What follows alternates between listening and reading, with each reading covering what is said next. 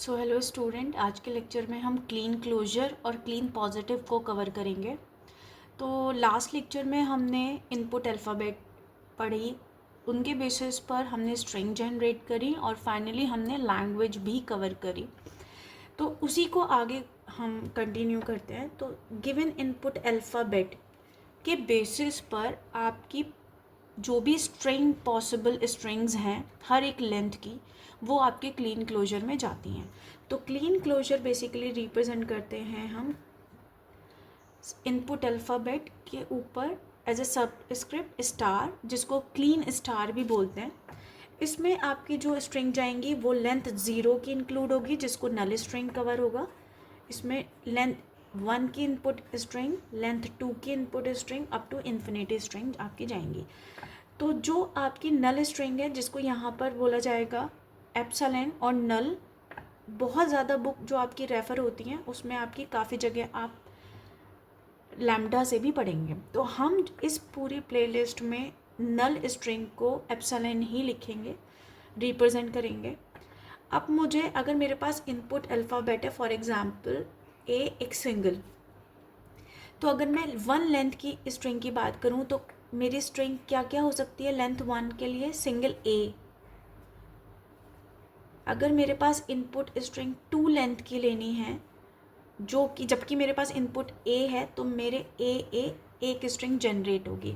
तो यहाँ पर 1 लेंथ का ए, 2 लेंथ का ए, 3 लेंथ की अगर मैं बात करूँ तो 3 times A up to infinity. ये सारी स्ट्रिंग आपकी पॉसिबल स्ट्रिंग होंगी जो आपके गिवन इनपुट ए के बेसिस पर है।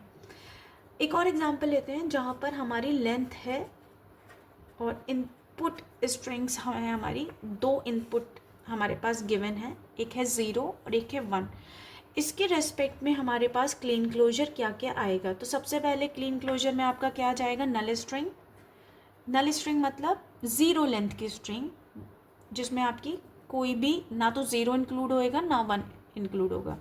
अब मैं लेंथ 1 की बात करूं तो लेंथ 1 में अब मेरे पास 2 इनपुट हैं, तो एक बार 0 जाएगा 1 लेंथ, एक बार 1 इंक्लूड हुआ 1 लेंथ। अब हमारे पास इनपुट अल्फ़ाबेट जिसकी लेंथ है 2, वो इंक्लूड होंगे। तो 2 लेंथ मतलब एक तो सबसे पहले 0 0 जाएंगे, जा सकते हैं पॉसिबिलिटीज़। 1 1 जा सकता है 2 लेंथ का, 0 के साथ 1 का कॉम्बिनेशन और 1 0। ये मेरे पास 2 लेंथ जितनी अकरेंस है उस अल्फ़ाबेट की, उतने टाइम आपकी उसकी लेंथ होगी।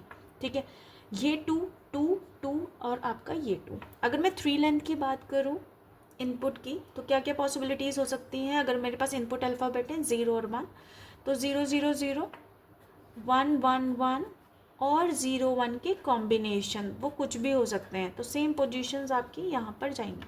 तो ये पॉसिबिलिटीज़ हैं जो आपके क्लीन क्लोजर में जाएगी। तो वो सारी, ये क्लीन क्लोजर बेसिकली वही है कि आपकी सारी लैंग्वेज जो किससे क्रिएट हो रही है, 0 1 के कॉम्बिनेशन से, वो सारी क्लीन क्लोजर में जाती है। ठीक है, दूसरा कॉन्सेप्ट है आपका क्लीन पॉजिटिव का। क्लीन पॉजिटिव, जिसको हम रिप्रेजेंट करते हैं सिग्मा प्लस साइन से। तो सिग्मा प्लस में आप सिर्फ और सिर्फ जो एक्सक्लूड करते हैं वो नल स्ट्रिंग को करते हैं। सिर्फ इसको छोड़ के सारा क्लीन क्लोजर वाला ही कॉन्सेप्ट आपका यहाँ पर है। तो क्लीन पॉजिटिव में जो आपकी लेंथ जाएगी वो जाएगी 1 लेंथ की, 2 लेंथ अप टू इन्फिनिटी। तो इसको हम अगर मैं रिप्रेजेंट करूँ नल स्ट्रिंग और क्लोजर के साथ, तो हम क्या कर सकते हैं कि पॉजिटिव क्लोजर क्या होगा, सारा का सारा क्लीन क्लोजर एक्सक्लूडिंग क्या, नल स्ट्रिंग।